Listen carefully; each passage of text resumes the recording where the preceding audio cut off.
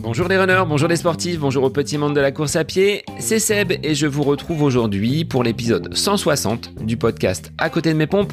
C'est la capsule L'œil du coach avec Bruno Heuby aux manettes.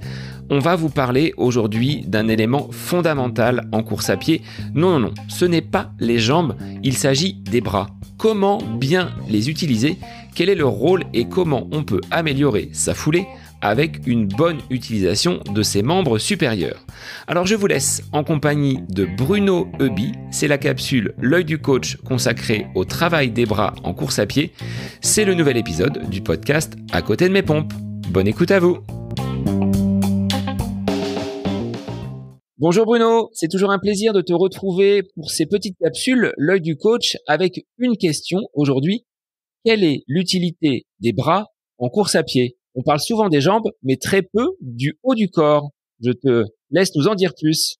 Salut Sébastien, ravi de vous retrouver. Oui, c'est vrai que on parle beaucoup des jambes en course à pied. On pense au bas du corps, mais on oublie le haut du corps et c'est quelque chose qu'il ne faut surtout pas négliger. Donc les bras en course à pied, ça sert à plein de choses en fait. Mine de rien, on s'en rend pas compte, mais ça a une fonction importante. Alors déjà, je dirais, avant que ce soit une fonction qui va aider à courir plus vite, il faut que ça soit quelque chose qui ne desserve pas. Et on voit souvent des gens qui ont des postures un peu bizarres. Alors, on pourrait, quand on connaît quelqu'un, hein, je sais pas si tu as déjà remarqué, on le voit arriver au loin et on le reconnaît. On reconnaît sa foulée, on reconnaît sa façon de se... Moi, je cours le long de la voie verte à Reims et je reconnais parfois certaines personnes par leur gestuelle. Ça, c'est quelque chose qu'on a en nous. Hein, ça fait partie de notre ADN. Donc, il faut pas non plus se mentir. On n'arrivera pas à modifier complètement, et heureusement d'ailleurs, la posture du coureur, mais néanmoins, on peut essayer d'y parvenir. Donc les bras, avant tout, ils doivent être relâchés. On ne doit pas avoir de contraction musculaire inutile. Les bras ne doivent pas être quelque chose qui va prendre de l'énergie. Hein. Si les bras sont contractés, ça prend de l'énergie. Donc déjà, on doit avoir une forme de relâchement dans le mouvement des bras pour ne pas que ça coûte de l'énergie qui ne va pas servir à courir. Ce qu'on peut conseiller aux gens, c'est d'avoir un mouvement relâché. Les épaules doivent tomber un peu. Le mouvement des bras doit être plutôt dans l'axe. Plus le mouvement des bras est dans l'axe, et plus il va accompagner l'avancement. On imagine bien que si le mouvement des bras entraîne une torsion, une rotation du haut du corps, bah forcément, ça va se répercuter en bas, hein, un peu comme un ressort, et forcément aussi, la gestuelle des jambes ne sera pas la bonne. Donc, il faut savoir que la gestuelle des bras, hein, il y a une coordination qui s'opère, et la gestuelle des bras a une importance aussi, un impact positif ou négatif sur la gestuelle du bas du corps, sur la gestuelle du membre inférieur. Donc, membre supérieur et membre inférieur sont liés, et c'est important que la gestuelle du haut soit efficace et soit la meilleure possible. Donc cette coordination, elle est importante. Les bras, ils ont aussi un rôle d'équilibrateur. Essayez de courir avec les bras le long du corps, les bras tendus, ou essayez de courir avec les bras sur la tête. Enfin bref, mettez vos bras dans une position qui n'est pas naturelle et vous allez vous apercevoir que vous êtes déséquilibré, que ça va pas bien. Donc les bras, ils doivent servir à équilibrer le mouvement. Donc toujours pareil, hein, un mouvement dans l'axe. Quelque chose qui est logiquement, normalement, relativement naturel. Et puis, l'idéal ensuite, c'est que ce mouvement des bras, il soit aussi propulseur. Donc, dans la gestion de la foulée, le mouvement d'avant en arrière des bras va aider d'une certaine manière, hein, même si c'est pas lui qui est le propulseur principal, va être un élément de propulsion de la foulée. On a parlé dans une autre capsule des côtes, par exemple. On se rend vraiment compte dans une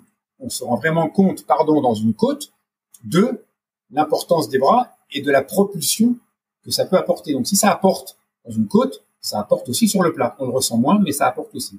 Donc, plein de fonctions, en fait, de ces bras de coureur. Pour le démontrer et le mettre en pratique, tu l'as dit, hein, on peut faire l'expérimentation de courir les bras au-dessus de la tête, d'avoir les mains dans le dos ou les bras ballants. On s'apercevra tout de suite que ce n'est pas du tout naturel. C'est ça, on va s'apercevoir que c'est déséquilibrateur, donc les bras ont un rôle d'équilibrateur.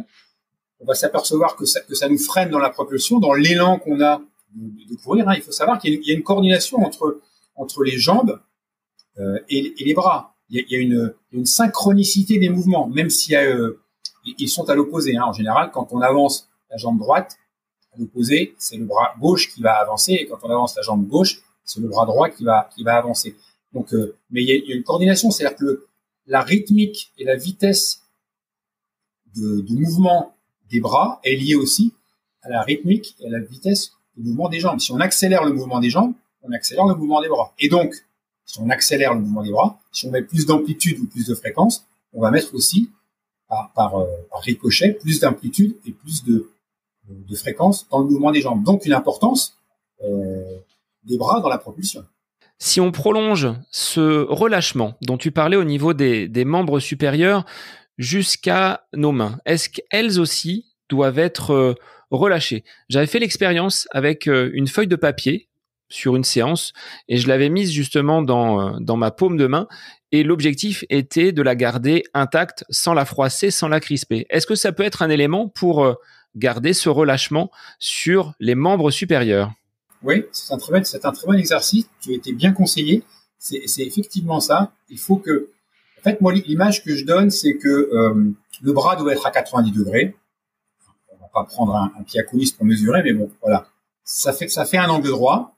Les mains sont relâchées et en fait, l'axe de rotation, c'est l'épaule. Donc, imaginons les petits pantins qu'on faisait là. Je suis d'une époque où on faisait des petits pantins avec en carton là et le bras pivotait autour d'une punaise, je sais pas comment ça s'appelle, qu'on mettait là. Là c'est la même chose. Le point fixe c'est l'épaule et le bras il va donc opérer un mouvement d'arrière en avant qui est sur ce point fixe de l'épaule. Et tout ça c'est relâché. Et la main elle est aussi relâchée parce que toutes ces contractions inutiles, ces contractions des avant-bras, ça coûte de l'énergie. Déjà, et puis ça ne permet pas un mouvement qui soit fluide. Donc le relâchement est très important. Est-ce que tu aurais, Bruno, quelques exercices à proposer aux auditeurs pour qu'ils puissent améliorer justement leur gestuelle et derrière optimiser leur foulée pour la rendre plus efficace? Alors déjà y penser. Si on pense quand on court, en fait l'idée c'est que plus on va y penser à l'entraînement, plus ça va devenir instinctif. C'est dur, on fait souvent la comparaison avec l'ordinateur, c'est dur de faire un reset et d'effacer des années et des années d'habitudes gestuelles, c'est très difficile, faut pas se mentir.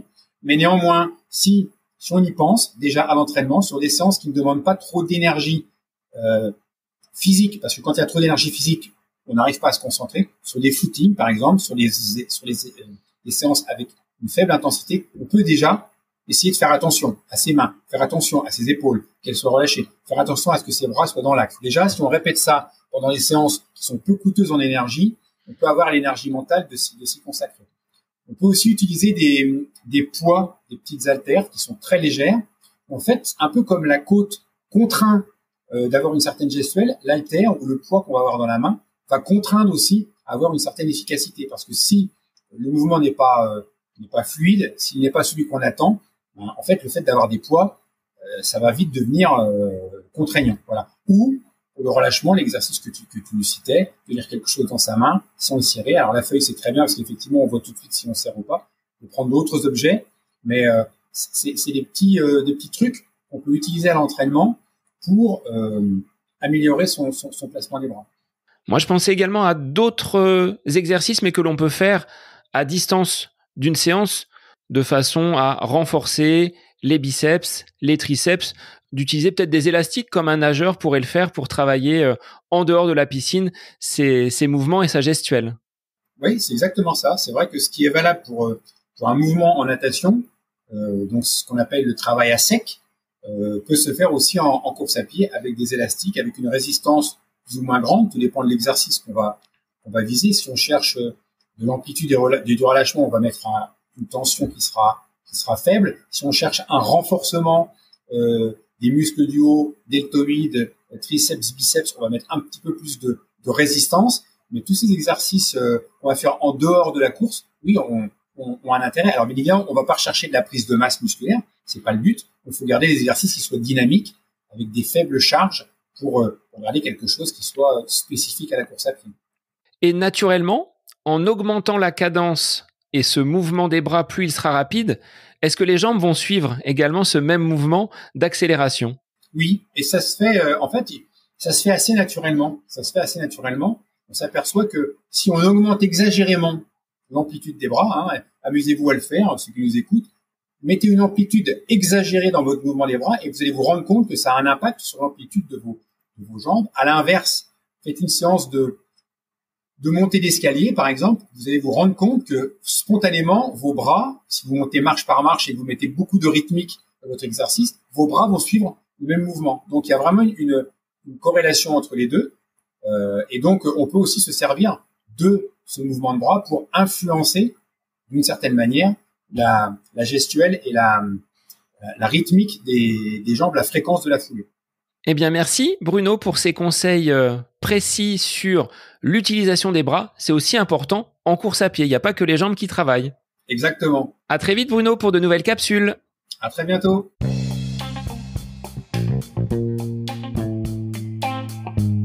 Cette capsule L'œil du coach avec Bruno Heuby est désormais terminée. Merci à vous pour votre écoute, mais aussi pour vos retours sur ce format d'épisode un petit peu plus court.